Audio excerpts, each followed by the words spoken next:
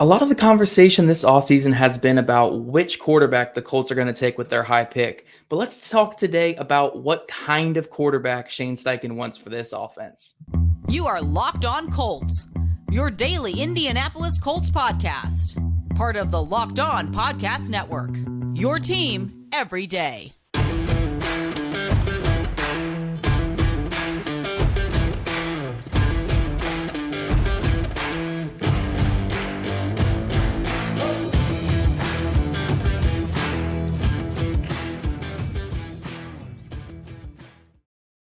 Thank you all for tuning in and making us your first listen of the day. This is your daily podcast covering your Indianapolis Colts, part of the Locked On Podcast Network, your team every day. This episode is brought to you by FanDuel Sportsbook, official sportsbook partner of the NFL. Make every moment more. Visit FanDuel.com/lockedon today to get started.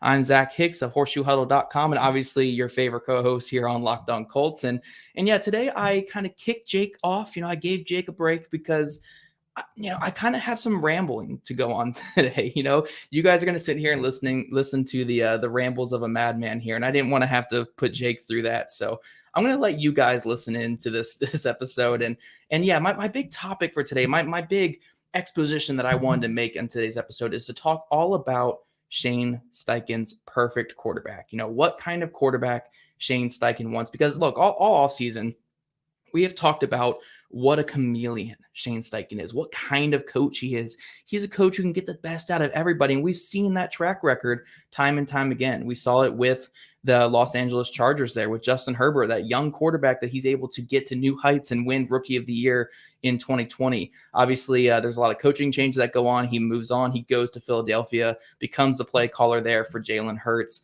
And Jalen Hurts goes from, quarterback who didn't look like he really belonged his rookie season under Doug Peterson to a quarterback who looked really promising in 2021 to an MVP candidate in 2022. That's the effect that Shane Steichen has. And look, if you're looking at this Colts offense, the Colts head coaching search this offseason as well, everything is tailored towards this young quarterback. The hiring of Shane Steichen, everything about it is about this next young quarterback. So he's going to have a heavy hand in picking who this next quarterback is going to be. Like, I'm not going to say he's going to come in and be the only decision maker that's picking this next quarterback. But, you hire Shane Steichen for what he can do with the quarterback position.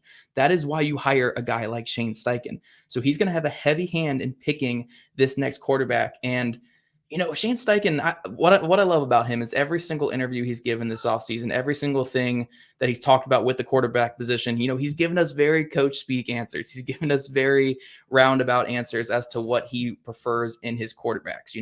He's a guy who looks for that drive to be great, which again, I agree. I think every single quarterback needs that if they're going to be a great passer in this league. He says they all come in all shapes and sizes, that they need to be accurate and decisive and yada, yada, yada. Yes, we get it. Quarterbacks need to be all these things. And I'm not saying Shane Steichen is lying whatsoever with these things whatsoever. And I do agree that that drive to be great, that growth mindset to take yourself from being a raw Josh Mahomes or Josh Allen or Pat Mahomes type guy and getting up to that next level, that growth mindset to continually get better. That is the biggest thing that you're obviously looking for in these young quarterbacks. But the one thing that Shane Steichen is avoiding talking about, and the biggest thing that I think he's looking for in these young quarterbacks, aside from that drive to be great, is the explosive passing game. Shane Steichen, for everything he is, for being this chameleon, this coach who can work with everybody, this coach who can make a pocket passer great, can make a dual threat guy great, can make a mobile guy great. He is a Norv Turner disciple. A Norv Turner disciple who wants to beat you with explosive plays on the ground, explosive plays in the vertical passing game. He wants to get that ball vertical. He wants to get that ball down the field in a hurry. He wants to score in 1, 2, 3 plays. He does not want to have these long sustained drives where, you have a distributor just getting the ball out of their hand quick. And kind of doing like what the Frank Reich thing was, just get that ball out quick, keep the chains moving. No, Shane Steichen wants to put 50 on you. And that is what he comes from. That's the Norv Turner disciple. I did catch a podcast interview that Shane Steichen did with Jason Kelsey the other day, and I'm going to paraphrase a little bit of what he said about the explosive passing game and about his mentor in Norv Turner. He said, obviously, he, as in Norv Turner, is number one in my book. He gave me a chance in 2011 to get in the league and just be around him, just a phenomenal football mind. the way he created the vertical passing game and taking those big shots to create explosive plays. Because once you see those explosive plays happen, that is how you score points. You have to create those explosives. Now, how do we create those and how do we scheme up guys to get downfield? Well, when you get those one-on-one matchups like we did this last season, it was nice with Smitty, which is Devonta Smith, AJ Brown, Dallas Goedert, and Quez Watkins. All those guys are vertical threats, which is awesome. And again, the one thing he's dancing around here, which gets me to my overall point where this rambling is going here in this first segment, how do you get teams into those one-on-one matchups? How do you get teams to come out of their too high shell and come down and bring a guy into the box?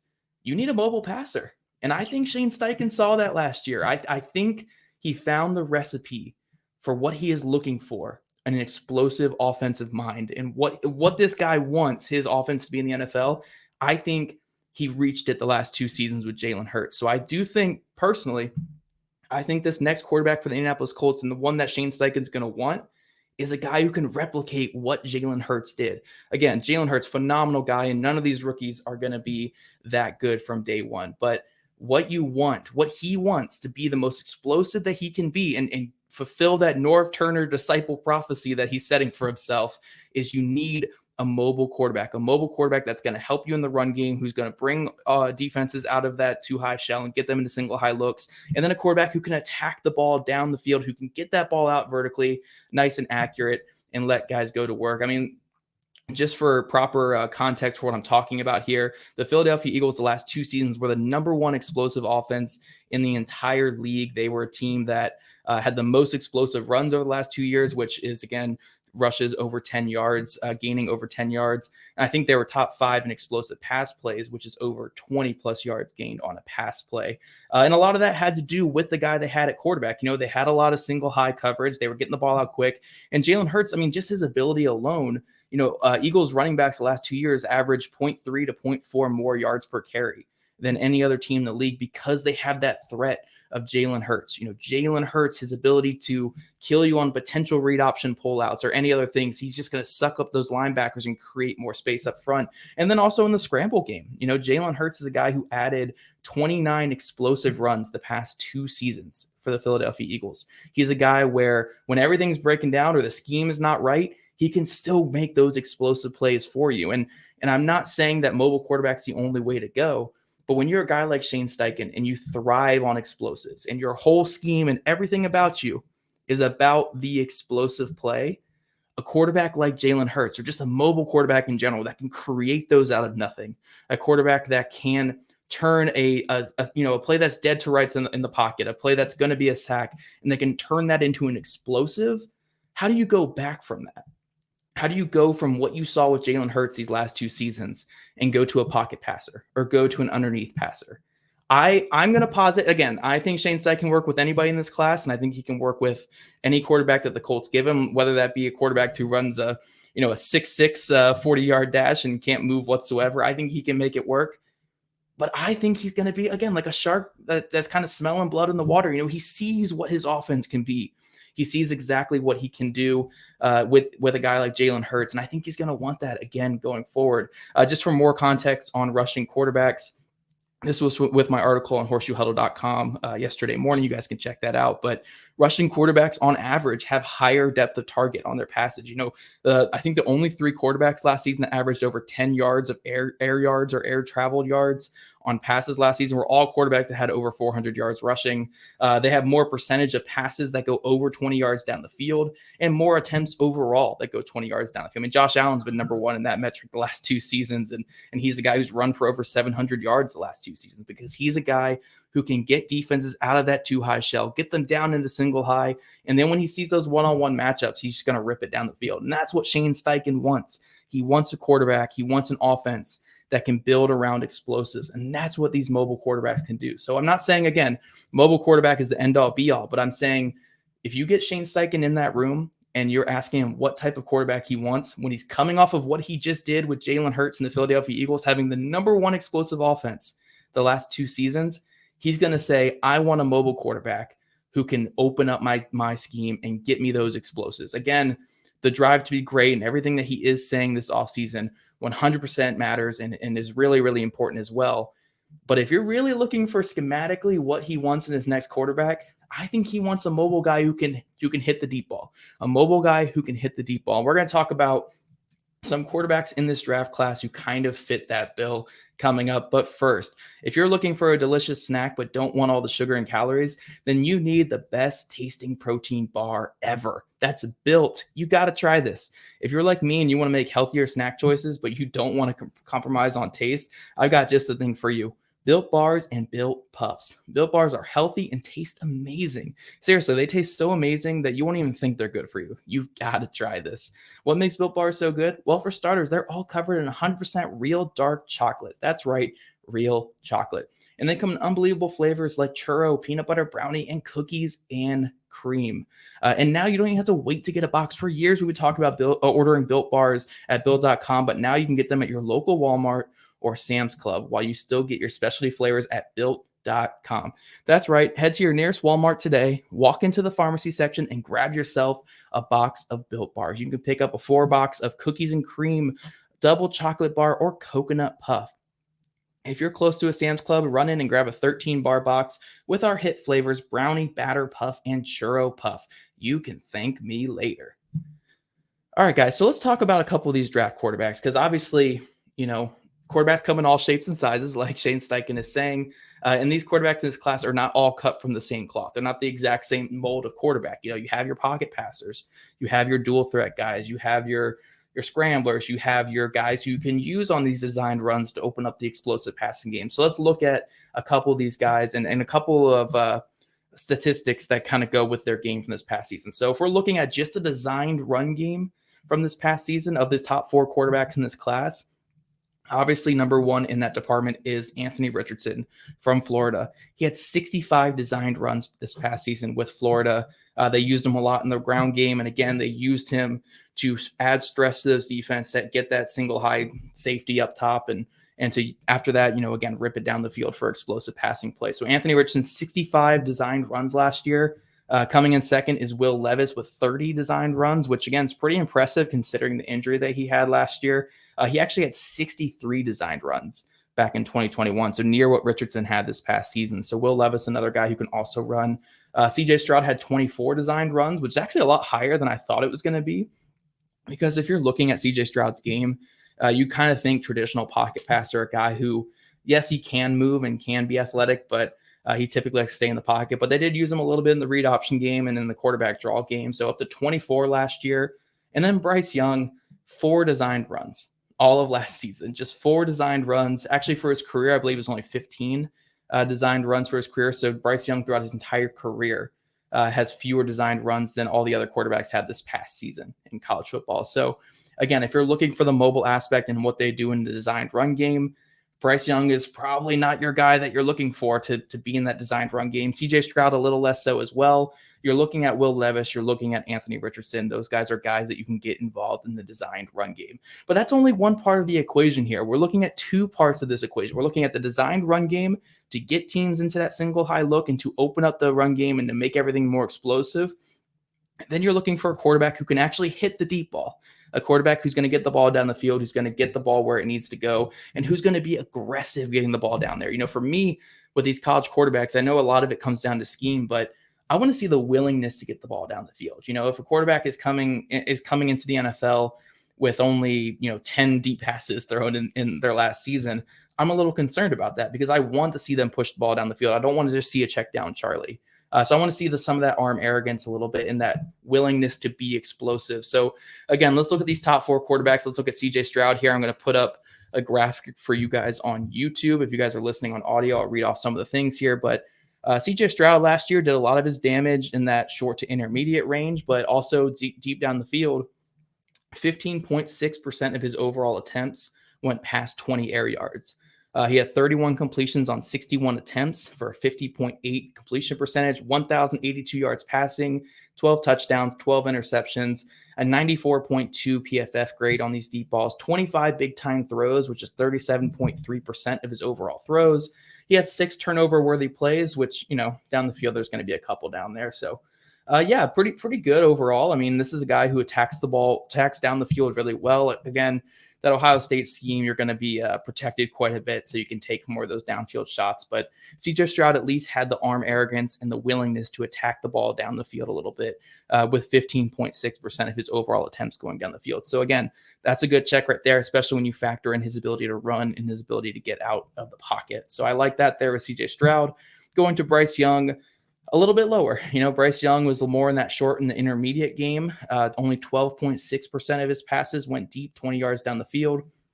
He completed 21 of 48 attempts for a 43.8% completion percentage for only 749 yards, 6 touchdowns, and 1 interception. He had a 95 PFF grade on these throws.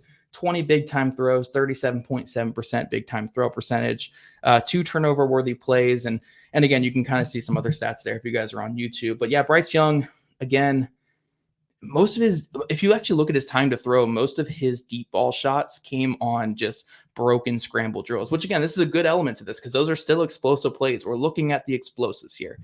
So whether that's a scheme deep shot, whether that's a broken play deep shot, they're all the same to me. Yards are yards, and that's what we're looking for. But Bryce Young, not as aggressive as a CJ Stroud. He's not going to continually push the ball down the field. And overall, his accuracy is fine. Like 43%, that's fine on these deep balls. And again, 3 drops, so 12% of them were dropped last year as well. You put that into the factor, and you're looking at a 50% completion percentage. So, it could have gone some other ways. I don't think he's a bad deep ball passer, but he's not as aggressive as some other guys in this class.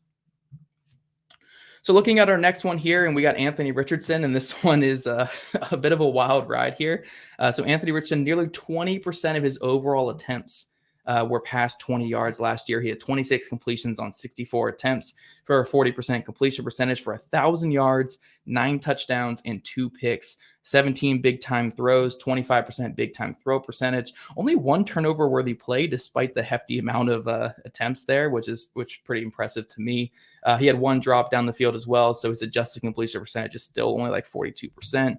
But look, you see that arm arrogance. You see the willingness to attack down the field. And the craziest thing with Anthony Richardson compared to these other quarterbacks is his highest passer rating as a quarterback last year came on these deep throws, 114.6.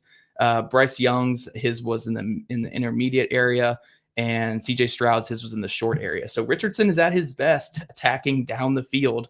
Again, when he gets teams out of that too high shell, gets them into that single high because of his designed run ability, he's going to attack down the field. And then we look at Will Levis last year. Again, Will Levis, just to preface a little bit of this, he was injured last year, and he didn't really have the best talent around him. I'm not trying to give complete excuses here, but it is something that did happen. I do want to address it a little bit, but only 13.6% of his attempts went down the field. 39 overall attempts, only completed 16 of them for 41% completion percentage, 541 yards, 1 touchdown, and 2 picks. 7 big-time throws, which is good for 15% of his overall throws. 4 turnover-worthy plays, which is not amazing there. With nearly 10% of his throws down the field were turnover-worthy plays. His adjusted completion percentage was up to almost 50%, so around what Richardson's and Bryce Young's was. But yeah, Will Levis, it was actually his worst area of the field. If you look at passer rating and a couple other advanced stats there, he struggled to push the ball down the field this past season. If you look at 2021, it's a little bit better.